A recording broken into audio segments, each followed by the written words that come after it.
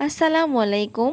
যে যেখান থেকে আমার ভিডিওটি কন্টিনিউ করছেন, আশা করছি আল্লাহর রহমতে ভালো আছেন। আমিও আলহামদুলিল্লাহ ভালো আছি। আজকে আমি আপনাদের সামনে খুবই মজাদার দুটো রেসিপি নিয়ে হাজির হয়েছি। আশা করছি খুবই ভালো লাগবে। স্ক্রিনে দেখেই আপনারা বুঝতে পেরেছেন হেলেঞ্চা শাকের বড়া, আর সাথে থাকছে হেলেঞ্চা শাকের ঝাল ঝাল ভর্তা। তো চলুন শুরু করি। প্রথমেই আমি হেলেঞ্চা শাকের যে ডাঁটাগুলো আছে এগুলোকে ব্লেন্ডার জারে ব্লেন্ড করে নিয়েছি। সাথে দিয়ে দিচ্ছি মসুর ডাল বাটা, আর এখানে দিয়ে দিচ্ছি কাঁচামরিচ, পেঁয়াজ আর ধনিয়া পাতা কুচি, আর দিয়ে দিচ্ছি পরিমাণ মতো লবণ, হাফ চা চামচ হলুদের গুঁড়া, হাফ চা চামচ ধনিয়ার গুঁড়া, আর দিয়ে দিচ্ছি হাফ চা চামচ চাট মশলা, আর দিয়ে দেব 2 চামচ চালের গুঁড়া আর হাফ চা চামচ কর্নফ্লাওয়ার। এখন সবগুলো উপকরণ খুব ভালোভাবে মিক্স করে নেব।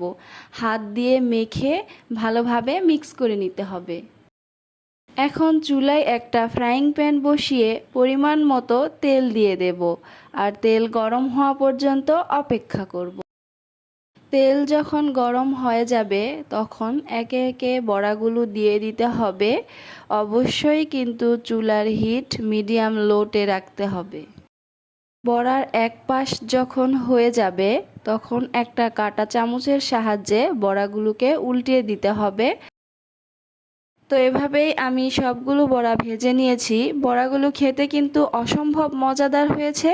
আপনারা চাইলে এভাবে করে কিন্তু বানিয়ে ভাতের সাথে অথবা বিকেলের নাস্তা হিসেবে খেতে পারেন। ভিডিওর শুরুতেই আমি বলেছিলাম হেলেঞ্চা শাকের দুটো মজাদার রেসিপি আমি আপনাদের সাথে শেয়ার করব। তো এবার আমি আপনাদেরকে তৈরি করে দেখাবো হেলেঞ্চা শাকের খুবই মজাদার একটি ভর্তা। প্রথমেই আমি শাকগুলোকে কেটে ধুয়ে একটা কড়াইয়ে বসিয়ে দিয়েছি। এখন আমি এখানে একটু লবণ দিয়ে শাকগুলোকে খুব ভালোভাবে সেদ্ধ করে নেব। খুবই অল্প সময়ে এই ভর্তাটা কিন্তু তৈরি করে খেতে পারবেন। শাকগুলো যখন পুরোপুরি সেদ্ধ হয়ে যাবে তখন আমি চুলা থেকে নামিয়ে নেব। আর এদিকে কড়াইয়ে কয়েকটা শুকনা মরিচ, আর আমি এখানে নিয়েছি দুটো রসুন। আপনারা চাইলে কিন্তু এখানে কাঁচা মরিচও দিতে পারেন। আপনারা আপনাদের পছন্দ অনুযায়ী কিন্তু ঝালটা দিয়ে দেবেন। আমি খুব বেশি ঝাল খেতে পারি না, তাই আমি ঝাল খুবই অল্প পরিমাণে দিয়েছি। এখন আমি ভর্তাগুলোকে পাটায় বেটে নেব। আপনারা চাইলে কিন্তু হাতে মেখেও খেতে পারেন। পাটায় বাটার ঝামেলা ছাড়াই হাতে মেখেও এই ভর্তা খেতে কিন্তু অসম্ভব মজাদার হয়।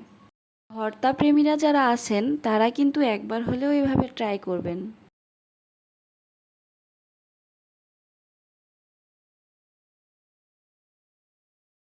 বাটা হয়ে গেলে কাঁচা পেঁয়াজ কুচি আর সরিষার তেল দিয়ে মাখলেই কিন্তু ভর্তা তৈরি। এখন শুধু পরিবেশনের পালা।